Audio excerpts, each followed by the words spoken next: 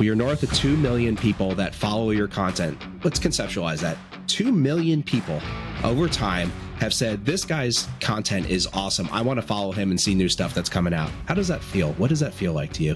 Welcome to the Influencer Income Show, the only show on social media that teaches you how to become an influencer from those that are at the top of their game doing it right now. I'm your host, Danny Dobrzenski, known around the internet as Cooking in the Yard. My guest today, Mr. Marco Sanchez, a man of many talents on social media. I would call a social media genius, and I cannot wait to dig into your experience. Marco, thank you so much for being with us today. I really appreciate it. Hell yeah, man. Thanks for wanting to talk with me and chat a little bit. Oh, absolutely. You have so much to offer, both new and existing creators and influencers. I can't wait to hear how this is going to go today. So before we dive into anything, let's tell us a little bit about yourself, where people can find you on social media, and tell us about your content. On TikTok, I've been known for the last 5 years as Woodfire and Whiskey.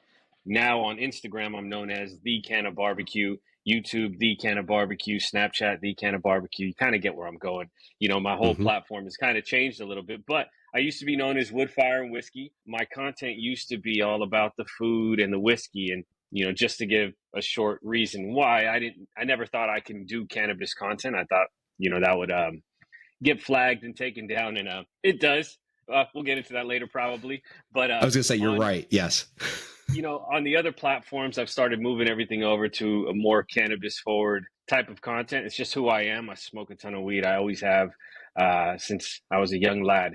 So I like to cook with cannabis. So a lot of my content is going to surround barbecue and how to infuse certain things, mostly how to infuse barbecue dishes. But from time to time, we'll go to like In-N-Out and infuse an In-N-Out burger or some shit, you know. So a lot of cannabis content, a lot of educational content coming up, you know, on how to infuse things and so forth.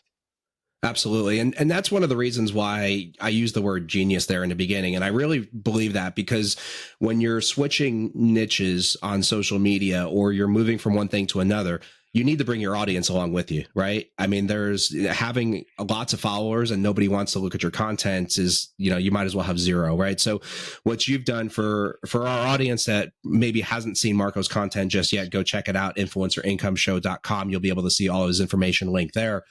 Marco has gone from solely food, moved that over to cannabis content in a way that is bringing his followers with him. And I'm going to say, keep me honest here, correct me if I'm wrong, that the engagement has actually gone up and increased because of that. Are you seeing and feeling that as well? 100%. You know, at first, I think when I started to slowly introduce the cannabis content and I was still kind of doing the whiskey stuff, I was losing some people. But when this past January, I just kind of took the leap and jumped right into it. And the engagement has jumped. I think my following has just about doubled. I'm shy a few thousand of actually doubling from where I was last year. So that's kind of cool. You know, what I've learned, especially in the barbecue space, I'm a part of a group of influencers that came together and created a streaming service. We went all over the place, and I met so many different pit masters. And one thing I found is a lot of people like weed.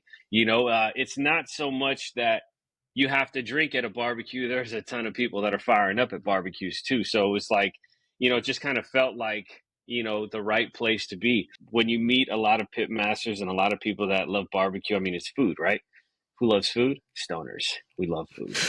I was just going to say, so are you telling me, let me get this right here, that doing something that makes you hungrier at a barbecue event works out better, huh? That's amazing. I love it. Just a little bit. Now, don't get me wrong, you know, cracking a beer and having a great time, you know, to each their own and stuff. I'm the guy that likes to smoke and I'll laugh, you know, but, you know, it's all in good fun, right? Absolutely. I love it. So going back to your social media following, can you give us numbers real quick just for the audience here? So let's hear your following across your platforms. So TikTok, I have 1.9 million. On Instagram, it's about 159,000. Snapchat, I have, I think, 75,000. And YouTube, I think 22,000, maybe 21,000 right now. Nice. Just somewhere around there. And I think I'm on other platforms. Like, I think I have a few thousand on Clapper. Clapper, I'm on there. I know that one. Yeah, that was my hedge against TikTok going away. But that's a whole nother story, a whole nother episode.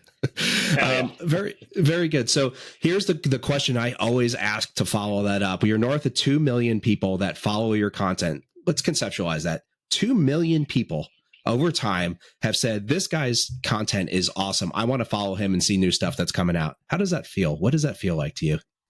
You know, it's incredible to know that, over 2 million people have clicked that follow button. I mean, you look at the likes because they show you the likes on TikTok, and like millions of people have hit that like button.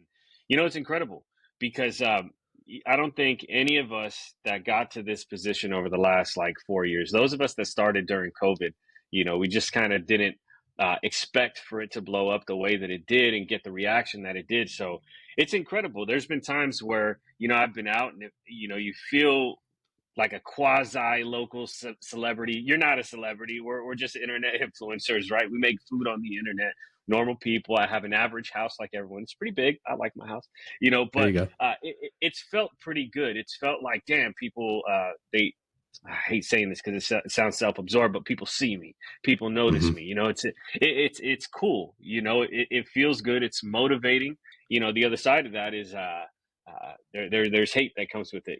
But I think we'll talk about that later. But it feels good, to have that reaction from people because you can keep doing this. It's fun. Mm-hmm. It's fun to set up my cameras and make food videos and just kind of goof around in front of the fucking camera, right? Yeah, So it's awesome. yeah, so these people that have clicked that follow and like button, man, I fucking love you guys, man. You guys make it so we can keep doing this. Like there's months and we could almost say a whole year where I haven't gotten paid from this shit. But that just knowing that, people like that, people enjoy it, people have when they click that button, it's like setting a reminder, that hey, I Yep. want to see this person again. So, it feels good it feels good. So you show up for them. Isn't that amazing that the average social media user or consumer has absolutely no idea about any of that, of the other side of the business, right? Of hitting that follow button or liking or commenting, like what the actual power of that is for the people on the other side of it, for the content creators. It's a really powerful tool. If you want to support somebody, if you like their content, hit the like button, comment on every post, even if it's, a fire emoji or whatever, right? Every comment counts. It's all numbers on a spreadsheet somewhere to somebody, and it all matters. So kudos to you for building that following and keeping them along with you. What I would say too is for the influencer, as you're experiencing that, just be careful because that shit is a drug. You know what I'm saying? Mm-hmm. Like Yeah. when people hit that like button, when people hit that follow button, you get used to that growth, and when it stops, and I've been there. I Yep. I think 2022, I spent damn near depressed because things weren't going anywhere. So you need to be careful with how you accept the emotions that come from the likes and the follows and that rapid follow, right? Because it can get to Yep. your head really quick. I'm one of those people. It did get to my head. It didn't get to my head in a sense that I started having an ego online, but it got to my head that I had an ego at home, and not like, how do I put this? It just fucked with my emotions a bit Mm-hmm. because it was like, damn, I'm doing the same shit and it's not happening like it did before. So I would just tell everyone, be cautious of Yep. how you allow those emotions in when the rapid follows and the rapid likes happen, because it can and will end at some point, or Absolutely. taper off and then come back. And so Definitely. And so this is actually a really good point to say. I was reading a book, or listening to a book. I don't read anymore. I read my cookbook. It's called The Psychology of Money, which is an absolutely amazing book. I recommend for all creators and influencers out there, anybody looking to get into the business, about how you spend and how you save and how you think about money and yada yada. But one of the key takeaways in the book, the author says nothing is ever as good or as bad as it seems in the moment. And to your point, exactly, right? You post a video and it takes off and you get 100,000 followers in 3 days. Like, that's good, but you're not king of the world at that point, right? You still got to keep making content. You still get, it's almost that whole different ball of wax, in that you've got to figure out why that 100,000 people followed you. And you've got to do more content like that to keep them engaged and keep them from unfollowing, et cetera. So really great advice there. Just a quick break in the show to say thank you very much for watching this week's episode of the Influencer Income Show. While we're here, please take a second to hit the like button, subscribe to the channel if you haven't already, and hit the bell to be notified whenever a new show comes out so you don't miss anything. If you're up for it, I'd love to see a comment from you telling me what you think of the show or any questions you've got for your favorite creators. All done? Awesome. Thank you very much. Enjoy the rest of the show. When you look back to the beginnings of your content, when did you start making social media content? So this was right at the pandemic, right when it started. So what was this? 2019, at the end of 2019, I think it was. I had a so I was running a production department at an ad agency in Modesto, California. Uh, we had gone to LA to go shoot some stuff, some educational material, uh, something for the Department of Education. We were around a lot of kids, and I remember there were a few sick kids. I didn't think anything of it. It's like, okay, fuck, Hmm. if I get a cold from one of these kids, it's fine. It's not their fault, you know. Yeah. So we come back, and I got incredibly sick. I remember walking into the office and like just collapsing, and my buddy had taken me to the ER. They took a X-ray. They looked like I had pneumonia. Didn't have pneumonia. Didn't have the Wow. flu. They sent me home. So my boss at the time, he says, "Hey man, just quarantine for 10 days." That's what they're saying on the news. I'm like, all right, fuck it, I'll stay home for 10 days. In those Sure. 10 days, I knocked out all my edits and shit. Caught up on hella work. And I kid you not, on like that 9th, 10th day, California lockdown, and Mm. all of our shoots canceled. I was caught up on all my edits. I got bored as fuck, so I set my cameras up, went out and got a brisket, and I made a video. I called it the quarantine brisket. It was a horrible brisket, by the way. I was so proud of it, though. It was dry as shit. I cut into that thing. I was like, yeah, fuck, it's dry. Anyhow, so this was like end of 2019, and being at home, you're just scrolling through TikTok. This was the new hot app at the time, Hmm. and I remember seeing, just a bunch of the food creators and stuff, and I reached out to one person, and he gave me a ton of advice, and it worked. And I just kept making TikToks from there and posting them all over the place. That's But awesome. So for somebody that wants to get into the business that doesn't necessarily have your level of production background and equipment, maybe because you're the quality, the cinematography on your videos is like Hollywood level. Like it's amazing. Not everybody has that. What advice would you give somebody that maybe just has their iPhone and the lights in their kitchen? my advice would be, it don't get hung up on the cameras and the lights and the microphones and all that shit. I've had, man, I could show you my DMs throughout the last 5 years, and we're 4.5, 5 years, and I'll show you some of the biggest creators way past me, all up in my DMs asking me about camera stuff, microphones, Hmm. and lighting and all this shit. It doesn't matter. Some of these people, they did it, and some of these people did it. Matt Groark had hit me up once and asked me Hmm. about cameras. I believe his wife is a photographer too, a really good one. And he went out and bought a camera, but I don't think it was for him, because he went back to his phone, and look at him. Yeah. Yeah. And he makes He's great content you. as well. Yeah. Yeah. Yeah. So don't get hung up on cameras and lights and action and all that shit. Just turn your phone on, make a Yep. video. If you're passionate about what you're filming, that's going to come through. Motion creates emotion, right? So There you get go. out there and just, make some fucking moves and shit. Create some Yep. content, throw some sauce on some wings. Look at TFTI. Yeah. He wasn't Yeah. always making the Absolutely. polished videos that he has, but it was some Hmm. dope ass chicken wings that he was making and saucing up, right? And look at That's him. right. Yep. Absolutely. Eventually we move up, and we get these cameras and the lighting and the audio, and we just get better because that's what you do. But if you look at some of the greatest people out there, they didn't do that shit. Al Fragoni, man, I remember watching Al Fragoni back in 2020 and thinking, dude, this guy's editing is so fucking sick. And he's just using his phone. I'm over Uh-huh. here with 4 cameras, hella lights, and it takes me an hour just to set up to shoot a video, and he's over here Yep. blowing up with his phone. Don't There get you hung go. up on the cameras and lights and shit. Just shoot the video. Perfect advice. As long as the passion is coming through, you're enjoying what you're doing. That's where it really hits. It seems like, and based on my experience, when people start asking questions around the, hey, maybe my camera's outdated, or maybe this, or maybe that, like that's those seeds of doubt in those down points where things might be a little bit worse for them than they were, or they think they might be a little bit worse for them than they really are. And Yeah. that's trying to dig out of a hole. But when you're in a hole and you keep digging, you just go downward. So it's important to just stay the course, continue making great content, continue making content that your audience wants to see, and eventually good things start to happen. And for my content, it was always my strategy to have the high quality stuff. It had nothing to do with me being a cinematographer before or anything like that. Nothing to do with that. What I saw on social media back in 2020, which is not true today, It was a sea of phone videos. So Hmm. how do you stand out? I pulled out my cameras. I knew I was going to stand out because it was Yeah. higher quality than a phone camera, and people didn't realize you just turn your camera. Just turn Yeah. your Yeah. camera on its side. Now you got vertical. People Now didn't you got a realize that vertical. back then. That was a strategy for me, and it worked. Does that same strategy work today? Absolutely not. Does it help? Yeah, because it's who I am. It's part of the brand that I've built, but it's not necessary. And that's a really good point too, is that really the only constant about social media is that it's going to change. It changed a year ago from now. It's going to change a year from now.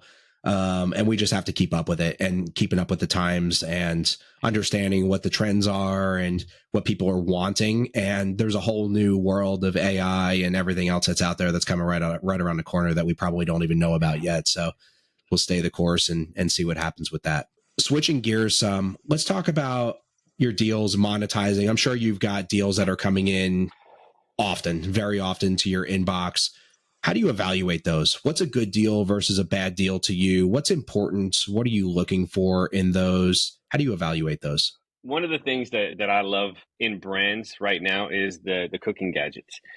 You're never Mm-hmm. going to catch me promoting something I just don't believe in. Let me give you an example here. Kingsford, right? I'm a fan of Kingsford briquettes. Huge fan of Kingsford briquettes. I buy them all the time. That's the briquette that I like to use. Also, I love Sure. Jealous Devil charcoal. I love Jealous Devil. Don't get jealous. They don't care about me anyhow. But I was offered like it was like a $15,000 to $20,000 deal to promote their flavored pellets. Mm-hmm. I absolutely did not believe in it, and I turned it down. People thought I was crazy because I turned down $15,000 to $20,000, but I would never use that. I don't Mm-hmm. believe in you needing to flavor your pellets like onion and garlic. Your food needs to be flavored, not your Mm-hmm. wood.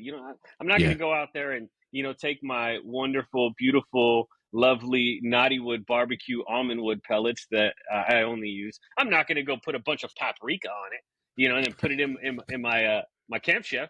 Yep. I'm going to use my Naughty Wood pellets the way they were intended. Anyhow, so I turned down that deal because Mm-hmm. I didn't believe in it. I know some people that took those deals and perhaps they have a different opinion on it. And that's on them. I think it's important that if we don't fully believe in the way something is going to perform and we wouldn't use it, then why take the money to promote it? Someone Mm-hmm. gave me a little shit the other day because I used an electric grill, a Mm-hmm. full on electric grill. And it's like, okay, it's a cooking gadget, but let me explain. How many people live in apartments where they can't have grills, but they can have this? Yeah. They can have this. It's Yep. for them, So, with cooking gadgets, I take a close look at them. Who is it for? Who's it really going to benefit? And then, you just have to look at every brand and just really feel like I want to put my reputation behind it. It's not Mm-hmm. just about the money, right? You can make more money. I promise you can make more money. I promise you will never have a problem with money. Okay? If you're talented and you have something to offer, you'll never have a problem with money. But look at these brands. Look at what they stand by. Look who owns them, right? Mm-hmm. Um, Yep. and really just get a feel for, if you want to promote that brand. I turned down a Doritos brand once, and that was pretty big. Just be sure about what you're promoting. Don't just take the money. There's too many people that just Absolutely. take the fucking money. Yeah, absolutely. And when you're evaluating these brands and these deals, or maybe it's not a brand, maybe it's a new partnership or a line of seasonings or who knows, right? What are some deal breakers, or what are some things that you look to avoid when you are evaluating those?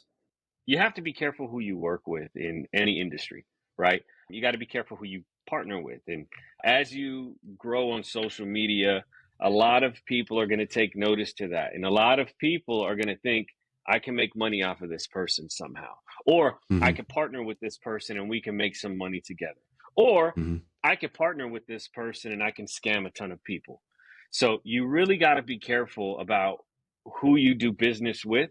I'm going through something right now where I partnered with 7 creators to create a streaming service, and right now it's a failure. And a lot of it is because none of us, did our research on each other. And had we done that, we would have found out that one person in particular we shouldn't have gone into business with at all. 100% full stop. We shouldn't have gone into business with them. The red flags were there and they're all over the internet. So you have to, when people and brands approach you because of your social media, Yeah. research these people, look them up, find out what did they do before, and are they going to do it again? That's the big thing, right? If you don't take anything away from this podcast, take that away. You're going to do business with people, brands, people, creators, research, background checks, make it happen. Absolutely. And for a lot of reasons, right? There's the financial reasons, there's legal reasons potentially. And then there's also, the reasons of keeping your fans and your following as well. If you start promoting something, if you do a big collab or you go into business with somebody who's getting arrested, right? Now in somebody's mind, and probably a lot of people's minds, there's a connection there between you and that other person, and that could go negatively for you, right? So being linked to someone or a brand that could potentially be doing bad things behind the scenes, and then that comes out and now you're their quasi spokesperson, is not a good look, and that hurts in a number of ways, right? That impacts how you feed the family and how you grow and how you get other deals that you really want, because they're not knocking on your door anymore. So absolutely fantastic advice there. Another really important thing too, if you hire people, pay them. Pay them. Do not make the money and not pay people. I'm looking directly into the camera saying this. If you're making money and you hire somebody, you fucking pay them. Yeah. End of story. And I think that can be said for individuals, right? If you've got somebody editing videos for you or setting up your cameras or whatever, but also brands. The number of brands that say, hey, how about you create a piece of content for us? We're going to run ads off of it and make hundreds of thousands of dollars, but you get the free grill out of it. So you're coming out ahead in that deal too. Like that's a lot of social media. And that's a trap that a lot of creators fall into, especially smaller creators that are just getting started out. Don't realize, they may be getting that $1,000 grill sitting in their backyard. They think they're cool and it's the greatest thing ever. The brand on the other side of that's making a ton of money off of you. So that's fantastic advice and things to be mindful of. And, if we were to turn back the hands of time and knowing what you know now, would there be anything that you did differently as you started as a creator in giving, this could be giving advice to new creators in this day and age? I'd like to think that I would go back and erase all the cringy from my earlier videos. Man, I did some weird shit. I was like licking limes. I was sticking my fingers in the meat. I did this one video where, it's like a compilation of me slapping the meat and rubbing the meat. And like, fuck, I got thousands of duets from different women. It was just, it's wild, right? I'd like to think that I would not do that, but then I might not be here today. I think the part that bothers me is that people can still go watch that. I'm not saying to go watch it. I should have just shut my fucking mouth. Anyhow, I don't know if there's anything I would do differently. Even the experience that I'm going through with Embers TV, and I'm not going to touch on that, but things happened. I didn't do any research on someone, nor did anybody else. So we're having some troubles. We'll say that, and we'll just leave it at that. I think that's the only regret that I have, is not doing research on a few people. I did a seasoning collab with a brand. It ended up I made a ton of content for them, and I made like $800, and it was just a really bad deal. So some of those I guess the seasoning experience, it kind of taught me a lesson, so I wouldn't change that at all. I've made some good decisions as a creator doing certain brand deals and collaborations. One in particular I have coming up. I partnered with Hempco out of Hayward, and they're a lab that makes different infusions. They make tinctures, gummies, a whole myriad of things. We've teamed up to create some sauces. We have a tropical barbecue sauce infused, obviously. There's a chipotle honey barbecue sauce. Everything is infused. The jalapeno ranch, the lemon ranch, those are all becoming sauces. Dressings, I guess. Sauces, but they're infused. We have some honeys that are coming. All of this is going to be launching around July 15th this month. We're going to be at Champs Trade Show this month in Vegas, where we're going to launch a lot of these products. That's awesome. They're all microdose, by the way. So for people that when they do edibles, they only need about 5 to 10 milligrams maximum. You can eat a Mhm. few servings and, not go to the moon. You can enjoy the, Yeah. the stuff that we make, because I think one of the things that I've seen is that a lot of these infused products, they're too potent, so you can't enjoy it. But what if it tastes good and you want to eat a little bit more? So I've made mine microdose so people can enjoy the sauces and such. So that's something I'm really excited for the future with collaborations and shit. That's fantastic. To be able to branch out into having your own products and doing all these other things, is that something that you thought about back when you started on social media? Are you thinking, man, let me slap this dry brisket and maybe that's going to turn into a line of rubs or seasonings or sauces at some point someday? Not really. I still feel a lot of the imposter syndrome, even putting out my seasoning. I've just never really been that guy like, hey, buy my shit. You know what I Right. mean? Yeah. And now I kind of have to be that person in a sense. It's amazing. It's one thing to put out sauces and seasonings, and, there's a lot of people in our space that's doing that. And there's a ton of competition. And I don't see my friends as competition, at all. But I mean, it's competition, because if somebody Sure. likes that, they're never going to buy your shit. I don't know. But with infusing it, making all these sauces and stuff, Yeah. for the cannabis consumer, it's kind of like, creating my own lane. I'm stepping Yeah. into my own lane a little bit. There's people that already do this, don't get me wrong, so Sure. there is a lane. But as far as like where I'm at in life and in social media, I'm kind of creating my own lane with it, and it's exciting. It's really Yeah. exciting. And in starting any business, and I'm stating the obvious here, but in starting any business, you have to have a great product and you have to have a way to market it. Being able to reach a couple million people with a video and demonstrating it, really the only thing you're not doing with that product is sticking it through somebody's phone screen and saying, here, have a taste. Like, to be able to market it in a way that you have the ability to, you might as well, right? Why not? Who knows next time this opportunity is going to come about? So it's all about striking while the iron's hot and taking advantage of the situation that you've got. And it seems like you're doing a great job of that. So, we've covered a lot here. We've covered advice for new creators. We've talked about some new projects and things that you've got going on, some things that maybe haven't gone so well, and those lumps and those scars that have all kind of been part of the journey so far. Marco, at this point, before we end the show, is there anything else that you want to promote or anything else you want to cover or talk about at this point? I just want to tell people, if you're going to jump into creating content, have some thick skin, because there's going to be people that love you, and there's going to be a lot of people that fucking hate you, and they're going to let you know that. So be prepared for that. Don't get hung up on cameras, lights, and all of that shit. Research people before you do business with them, and before you decide to sell a product for a brand, make sure you would use it.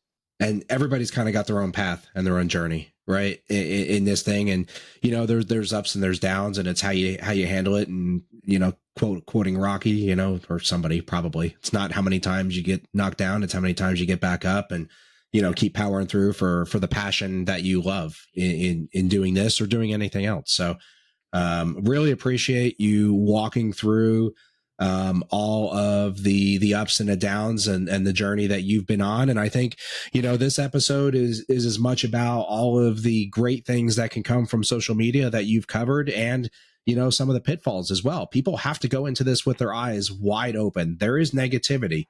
There are people that will sit in their dark basement. That's the way I imagine it, just poking fun at stupid things that have no impact on anything else. But as a creator, you can feel that, right? You put your heart and your soul and everything into what you're doing. And if somebody says, oh, that sucks. And, you whatever, right? For a million different reasons, then you start getting in your head about it. And then there's the business side of it, the people aspect, and everything else on the other side. So you've done a fantastic job of walking us through all those ups and downs. And I really, really appreciate it. Thanks for being on the show with us today, Marco.